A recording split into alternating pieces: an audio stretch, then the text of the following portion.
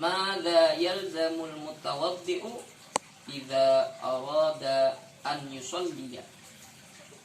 Jadi apa madza apa yalzamul mutawaddi'a yang diwajibkan mutawaddi atau seorang yang berwudu idza arada an yusalliya, apabila yakni ketika menginginkan sholat. Orang yang sudah berwudu atau seorang yang berwudu kalau pengen sholat maka dia harus apa? Jawabnya yakni di dalam kitab Mabadiul Fiqhiyah apa? Yalzamuhu taharatu malabisihi wa makanihi minan najasati. Lalu apa? Wasatrul auratihi wastiqbalul kiblati wa ma'rifatu dukhulil waqti. Lalu apa jawabnya? Yakni yalzamuhu taharatu malabisihi, diwajibkan bagi orang yang berwudu ketika menginginkan sholat apa? Yakni yalzamu taharatu malabisihi. Yang pertama apa? Suci pakaiannya. Pertama harus apa? Suci pakaiannya.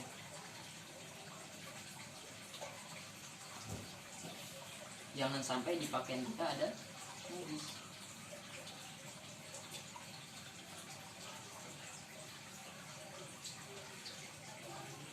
Oke. Terus bagaimana andaikan seseorang habis sholat ternyata baru banget habis sholat, misalnya baru banget ngucapin salam, selesai entak begitu dia ngelihat baru ngeh di dalam bajunya kantongnya ada teh cicak. Wah, tadi pas lagi sholat kejatuhan teh cicak, kemasukan ke dalam kantong. Gimana? Sholatnya tadi tidak sah. Karena kenapa? Dia sholat membawa najis, pakaiannya tidak suci. Maka bagaimana? Sholatnya tidak sah. Karena kenapa? Seseorang kalau mau sholat yang pertama yakni apa? Kalau orang yang berwudu tadi, kalau seorang mutawaddi, kalau pengen sholat dia wajib apa? Yang pertama suci pakaiannya, suci dari najis. Ini pembahasannya kurang tidak terlalu dalam karena ini masih kitab yang dasar, karena masih yang dasar. Adapun nanti penjelasan yang lebih dalamnya nanti ketika saat kita belajar kitab yang selanjutnya. Lalu selanjutnya wa makanihi, dan tempatnya, artinya tempat sujudnya. Tempat sujud kita suci dari najis, tempat sholat kita suci dari najis. Jangan sampai begitu kita lagi sujud, tempat sujud kita ternyata di situ ada najis. Lalu selanjutnya apa? Wa makanihi, jadi apa? Minan najasati, dari apa? Suci daripada najis. Wasatrul auratihi, dan menutup aurat. Menutup aurat. Kalau laki-laki dari mana auratnya? Dari pusar sampai lutut, itu harus ditutup. Kalau laki-laki yakni dari mana tadi? Dari pusar sampai lutut. Tapi kalau wanita auratnya di mana ketika dalam sholat? Apa yang harus dia tutup? Kullu jami'u badaniha, seluruh badannya harus ditutup. Illa wajhi, kecuali wajah, wal kafaini, dan kedua telapak tangan. Ini auratnya kalau laki-laki ma baina surrah wa rukbah, dari pusar sampai lutut itu harus ketutup Kalau perempuan apa yang harus ditutup? Yakni jami'u badaniha, seluruh badannya, illa wajhi, kecuali apa namanya, muka, wal kafaini, dan kedua tangan atau kedua tangan memutarnya. Kedua tangan. Artinya kalau begitu perempuan makanya hati-hati, jangan sampai ketika dia takbir ternyata giniannya keangkat nih. Lagi Allahu Akbar. Begitu pas lagi ngangkat tangan, lagi takbiratul ihram, lagi Allah, begitu dia angkat turun ke bawah. Apa namanya? Turun ke bawah ininya, apa namanya? Kalau perempuan pakai mukena. Nah, mukenanya turun ke bawah, maka gimana? Batal sholatnya tidak sah. Karena kenapa? Tadi tidak menutup aurat. Tapi kan tadi kenapa? Karena yang harus ditutupi seluruh badannya kecuali muka dan telapak tangan memutar. Kalau misalnya dia lagi angkat tangannya terus turun ke bawah nih mukenanya, maka dia tidak menutupi daripada auratnya, tidak sah sholatnya. Atau begitu lagi ruku jempolnya kelihatan, nah jempolnya keluar kelihatan, nah ini juga menyebabkan tidak sah sholatnya. Maka bagaimana kalau perempuan, makanya hati-hati kalau bisa dipakai mukena yang ada apa namanya tuh, yang ada talinya itu di jempolnya tuh. Jadi begitu ketika lagi tangannya diangkat, dia tidak turun ke bawah. Bisa pakai yang begitu.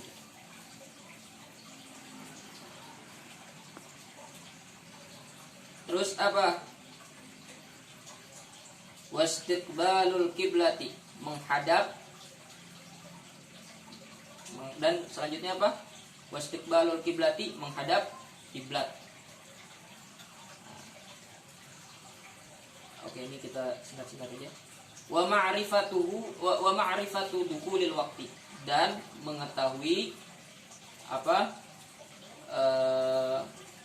Waktu maksud waktu daripada masuknya sholat. Nanti itu akan kita pelajari. Yang dimana juga kemarin kita bahas itu di dalam kitab Nailur Roja yang sudah kita bahas itu. Dengan pembahasan dari kitab Nailur Roja dan yang syarah daripada kitab Safinatun Najah kemarin itu tentang masalah masuknya waktu sholat. Tapi nanti di sini juga akan dibahas juga tentang masalah masuk waktunya sholat. Lalu tadi kan ngebahas tentang masalah kalau orang yang mau sholat itu harus bersih daripada pakaiannya dan tempatnya itu dari najis. Lalu pertanyaannya, ma'an najasatu. Tulis ma'an najasatu. Apa itu najis?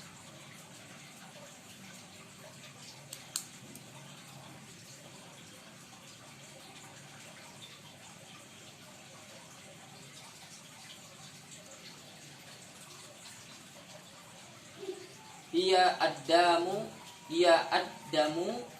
wal qayhu wal khamru wal kalbu wal inziru wal baulu wal ghaitu wal raufu. Itu najis. Najis yang pertama apa? Yang termasuk najis apa saja? Yang pertama yaitu ad-damu. Yang pertama darah. Darah itu najis. Selanjutnya apa? Wal qayhu, nanah. Habis nanah, wal qayhu, muntahan. Wal khamru, dan khamr. Wal kalbu, dan anjing.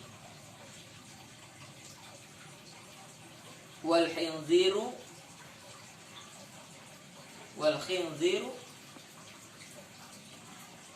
khinzir, celeng atau babi.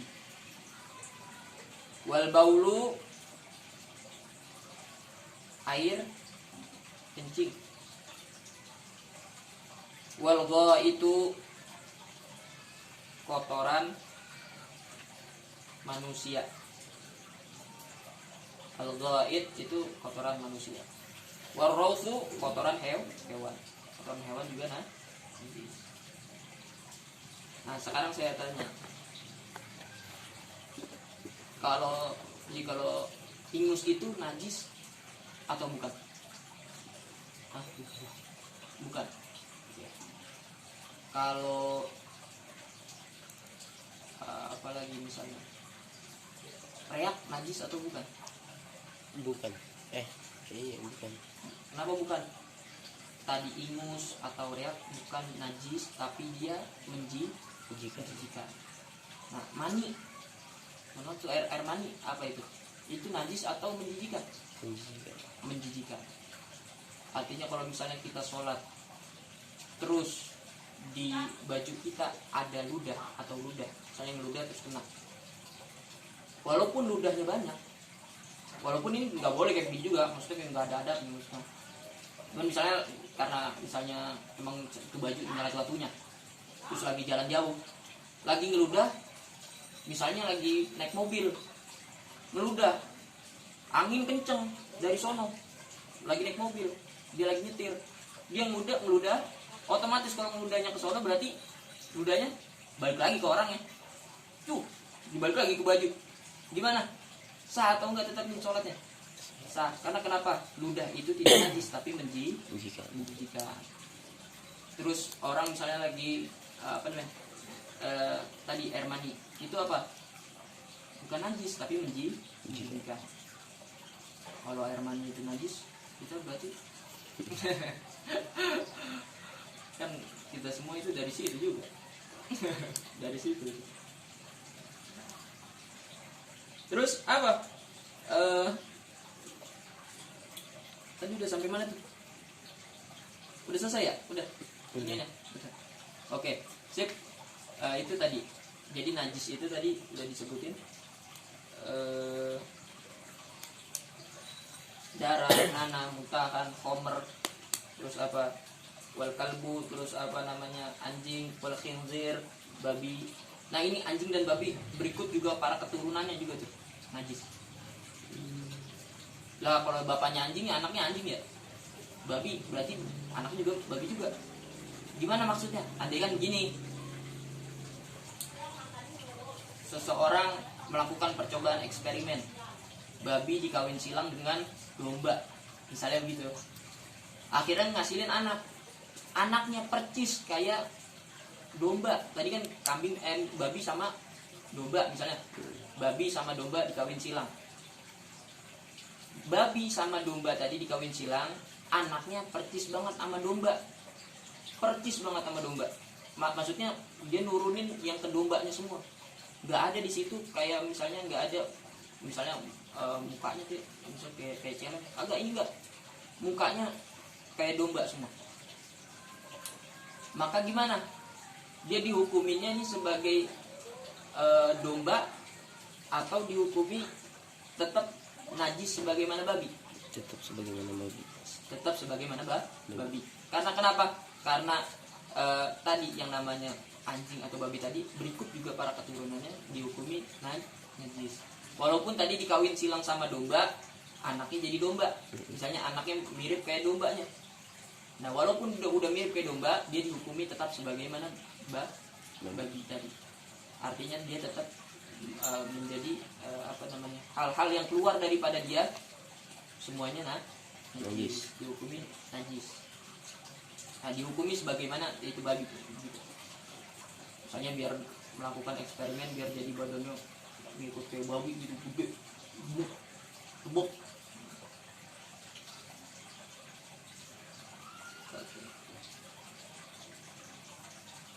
Selanjutnya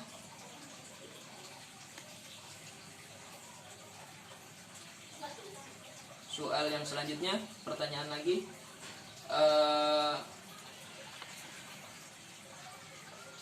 Apa? Mal aurat. Apa itu aurat? Kan tadi harus nutupin aurat. Aurat itu apa sih? Lalu ada pembagian yang dijawab dalam kitab ini. Auratur rajuli auratnya laki-laki mabaina surrah wa rukbah, antara pusar sampai lutut.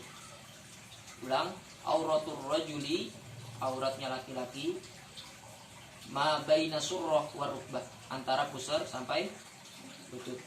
Artinya harus ditutupin tuh dari pusar sampai lutut. Artinya kalau dari pusar sampai lutut aja yang kita tutupin, sah nggak sholat? Sah sholatnya. Tapi adabnya nggak begitu, jangan bener-bener pusar sampai lutut doang ditutup. Lo kan nggak apa-apa, yang penting kan udah nutupin aurat. Iya benar, cuman adabnya nggak begitu. Mau ketemu orang aja kita pakai bajunya yang rapi, bersih, rapi. Sama makhluk Allah aja kita ketemunya, kalau mau ketemu pada rapi, masa mau ketemu sang pencipta, yakni Allah Subhanahu wa taala, masa kita kagak ada rapi-rapinya? Mau ketemu Allah, maksudnya mau ibadah, masa nggak rapi? Begitu kalau kita mau ketemu sesama makhluknya Allah, kita nggak berapi-rapi banget bajunya. Lalu selanjutnya, wa auratul mar'ati, dan auratnya mar'ah, perempuan, jami'u badaniha, di dalam sholatnya, jami'u badaniha, seluruh badannya, illal wajhi, kecuali wajah, wal kafaini, dan kedua tangan atau kedua telapak tangan memutar. Ini adalah dalam pembahasan aurat. Udah lama juga lah. Mau lanjut apa? Udah. Habisin sampai waktu isya. Hah? Mau lagi? Iya. Oke, sip. Mata waktu subhi. Kapan sih waktunya subuh? Oke. Kapan waktunya subuh? Waktunya subuh itu min tulu'il fajri ila tulu'i syamsi, dari terbitnya fajar sampai terbitnya matahari. Waktu subuh itu dari terbitnya fajar sampai terbitnya matahari. Oke. Fajar itu apa? Fajar itu ada dua. Ada fajar kadzib, ada fajar shodiq. Kalau fajar kadzib dia cahayanya ngebentang ke atas. Nah kalau fajar kadzib ini cahaya ngebentang ke atas. Fajar ini yang fajar kadzib ini, begitu nanti ada cahaya membentang ke atas, dia bakal gelap lagi langit. Selesai gelap lagi, baru nanti akan muncul fajar shodiq. Jadi masuknya waktu subuh adalah ketika terbitnya fajar. Fajarnya namanya fajar shodiq, bukan fajar yang kadzib. Karena kalau fajar kadzib dia cahayanya ngebentang ke atas. Selesai ngebentang ke atas itu tadi manjang ke atas, nanti selesai daripada fajar kadzib tadi, namanya kan fajar kadzib, fajar bohong. Begitu dia nanti ada cahaya manjang ke atas, dia bakal gelap lagi langit. Nah, makanya dinamai fajar kadzib, fajar bohong. Nah setelah fajar kadzib akan terbit namanya fajar shodiq. Ini fajar benar baru. Cahayanya dari mana? Kalau matahari terbit dari mana? Timur. Dari timur, cahayanya ngebentang ke selatan juga ke utara. Artinya dia ngelebar gitu. Ini kalau kayak gini namanya vertikal atau horizontal? Horizontal ini ya. Oke. Dia cahayanya horizontal, ngebentang dari timur ke selatan juga ke utara. Pokoknya kalau kita jalan-jalan ke tempat yang tinggi itu biasanya bisa kelihatan. Termasuk waktu itu pas lagi di Bogor tuh nih, lagi ada kota. Ini ntar buat dikasih contoh, ntar dikasih ya. Ini contoh fajar tuh, fajar shodiq. Dia ada tuh cahaya membentang dari timur, membentang ke selatan, juga membentang ke utara. Selesai dia nanti fajar shodiq, terbitlah matahari dari timur tadi. Nah, terbitnya matahari maka berarti akhir waktu subuh. Jadi waktu subuh itu dari terbitnya fajar, fajarnya namanya fajar shodiq, sampai terbit matahari. Selanjutnya, pertanyaan selanjutnya, mata waktu zuhri. Kapankah waktu zuhur? Oke, dia waktu zuhur kemarin yang udah dijelasin pakai itu yang kemarin nanti apa nih? Pengukuran. Lihat yang pakai kitab Nilur aja tuh. Maka waktu zuhri ini apa namanya? Singkatnya aja. Min zawali syamsi, daripada yakni waktunya zuhur itu kapan? Min zawali syamsi, dari tergelincirnya matahari. Maksudnya zawali syamsi apa? Apa namanya? Ya dari lengsernya matahari atau tergelincirnya matahari. Waktu zuhur itu min zawali syamsi, dari tergelincirnya matahari. Maksudnya tergelincirnya matahari dari waktu istiwa. Waktu istiwa itu apa? Tepat ya, yang dinamakan waktu istiwa adalah ketika matahari tepat di tengah-tengah langit atau tepat pas di atas kepala kita.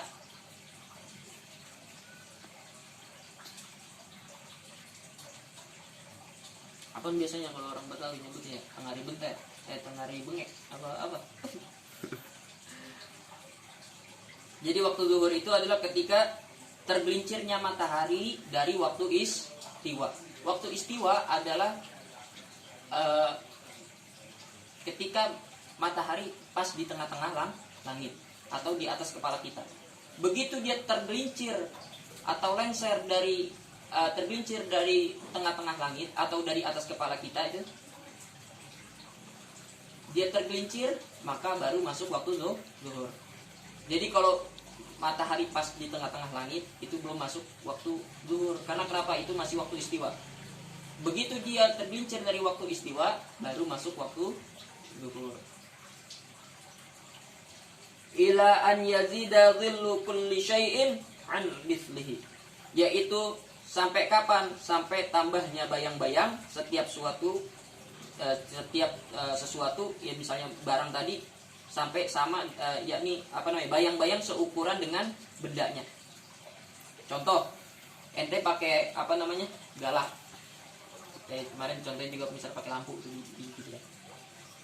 Begitu dia mataharinya di atas kepala, di tengah-tengah langit, kira-kira bakal ada bayang-bayang nggak?